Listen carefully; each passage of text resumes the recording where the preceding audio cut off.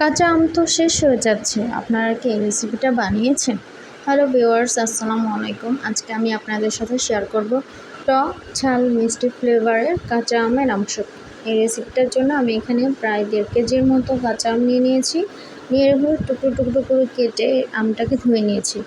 ধুয়ে একটা কড়াইয়ে এই টুকরোগুলো নিয়ে অল্প পরিমাণে পানি দেব।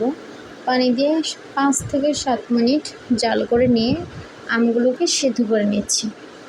আমার সিদ্ধ করা হয়ে গিয়েছে, দেখতে পাচ্ছেন আমগুলো গলে গলে আসছে। আমি একটা স্ট্রেনারে অল্প অল্প করে দিয়ে আমগুলো ছেঁকে নিচ্ছি। এতটুকু পরিমাণের আম আমার ফেলে দিতে হবে, বাকিটা আমি ছেঁকে একদম মসৃণ করে নিয়ে নিয়েছি।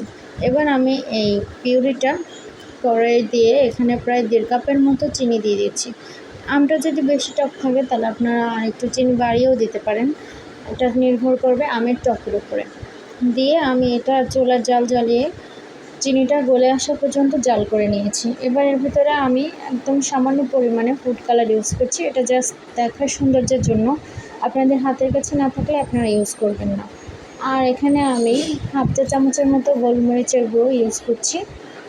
এতে একটু ঝাল ঝাল ফ্লেভার দেয়, আমার অনেক ভালো লাগে। আমি এখানে একটু চিলি ফ্লেক্স ইউজ করেছি একটু ঝাল ফ্লেভারের জন্য, আর সামান্য পরিমাণ লবণ ইউজ করেছিলাম। আমার পিউরিটা হয়ে এসেছে, আঠালো হয়ে আসলে ভাববেন যে আপনার পিউরিটা হয়ে গেছে।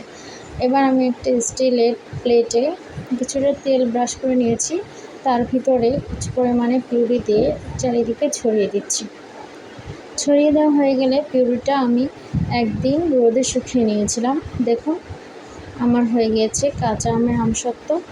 এই আমসত্বটা সবাই পছন্দ করে, ছোট থেকে বড় সবারই পছন্দ। টক ঝাল মিষ্টি একটা মজাদার ফ্লেভার দেয়, মানে ফ্লেভারটা সবারই একটু পছন্দ হয় এরকম টাইপের। তো আমার রেসিপিটা আপনাদের কেমন লাগলো?